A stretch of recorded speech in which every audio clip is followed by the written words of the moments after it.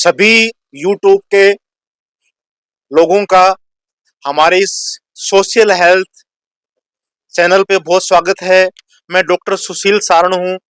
मैंने जयपुर के national institute of Ayurveda से बीएमएस किया हुआ है और मेरे जो साथी है ओम प्रकाश जी फार्मासिस्ट, हम दोनों मिलकर यहाँ पे जयपुर के पत्रकार कॉलोनी में सोशल हेल्थ पे काम कर रहे हैं, हेल्थ की सेवाएं दे रहे हैं। उससे संबंधित हम एक नई कड़ी का शुरुआत करना चाह रहे हैं और वो है सोशल हेल्थ को कैसे बनाए रखा जाए, यानी स्वस्थ कैसे रहें, लगातार स्वस्थ कैसे रहें। उस टॉपिक पे हम आज चर्चा करना जा रहे हैं। ये पहली कड़ी है हमारी स्वस्थ कैसे रहें पे। तो सबसे पहले क्या होता है कि हमारा जो शरीर है वो दो पार्ट में डिवाइड होता है।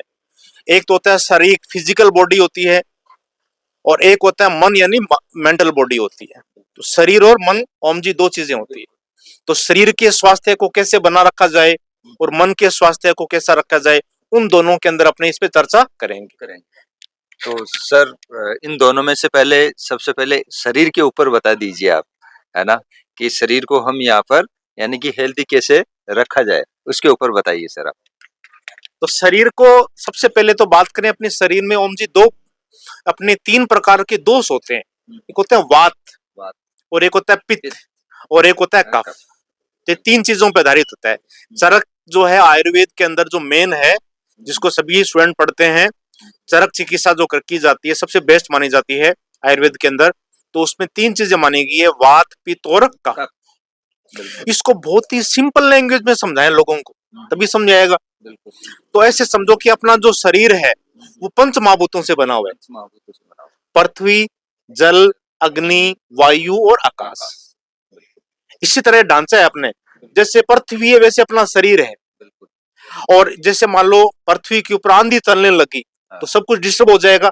ऐसे वात बहुत ही ज्यादा तेज चलने लगी, वात का प्रकोप हो गया तो ओवर थिंकिंग होगी, विचार इतने तेज चलेंगे, व्यक्ति बार बार चिंताग्रस्त हो जाएगा। और चिंताग्रस्त होने का एक ही कारण है, पता है आपको क्या कारण है चिंताग्रस्त होने का? चिंताग्रस्त होने का एक ही कारण है कि जब व्यक्ति या तो फ्यूचर के बारे में सोचता है या पास्ट के बारे में। बिल्कुल राइट सर। तब वो क्या रहता है? चिंताग्रस्त रहता है। फ्यूचर की अनेक प्लानिंग्स बनाता है तब वो चिंताग्रस्त रहता है। या पास्ट में उससे कुछ गलतियां हो रखी है उनको बार बार रिट्रेट करता रहता है, पश्चाताप करके करता है कि मैंने ये गलतियां नहीं की होती तो ये नहीं होता आज। तो इसलिए क्या रहना चाहिए? प्रेजेंस ऑफ माइंड, यानी कि प्रेजेंट के अंदर ही आप और हम सब लोगों को रहना चाहिए। और दूसरा, वात को हावी नहीं होना देना चाहिए। वात हावी होगी तो अनेक प्रकार के मेंटल डिसऑर्डर हो जाएंगे, मानसिक रोग हो जाएंगे।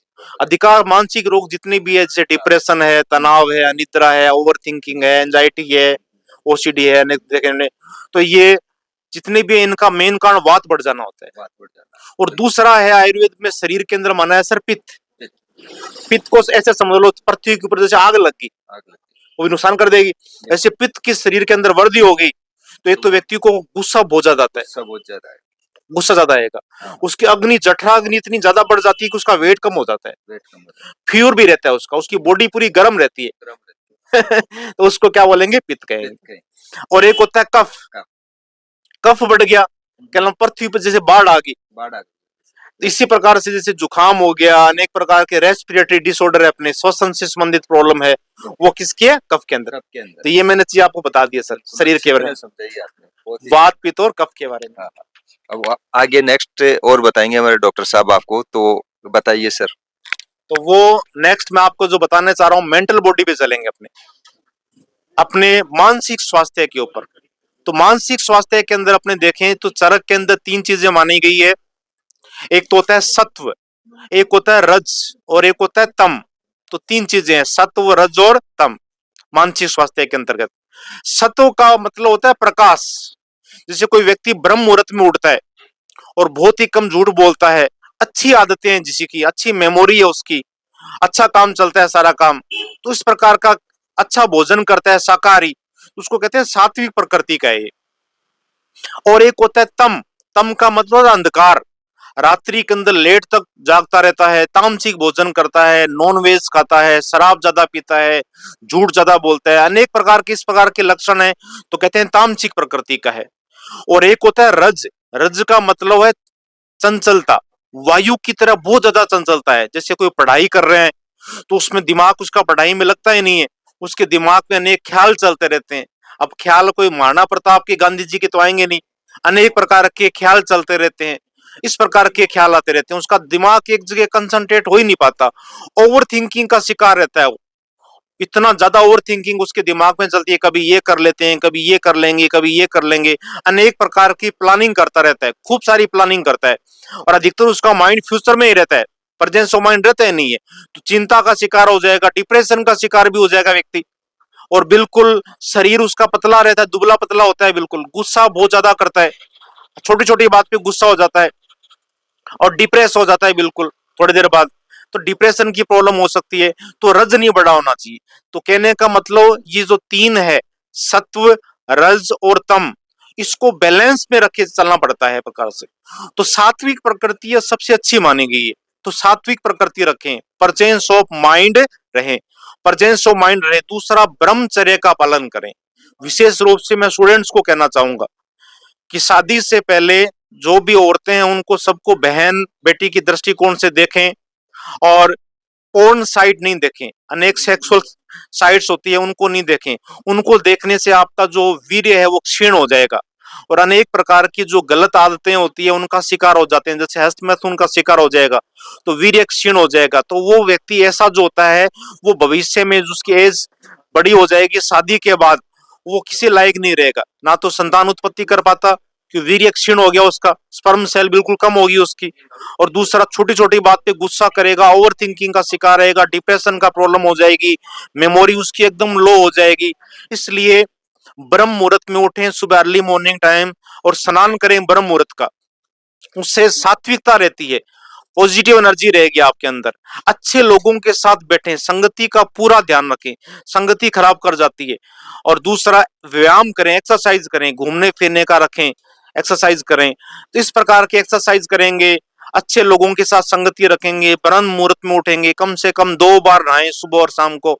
तो ऐसी दृष्टिकोण होगा आपका, सात्विक भोजन होगा, गुस्सा नहीं करेंगे, ठीक है, और देश के प्रति, समाज के प्रति अच्छी जिम्मेदारी रखेंगे, तो हम कोई भी गोल को क्या कर सकते हैं, अचीव कर सकते हैं।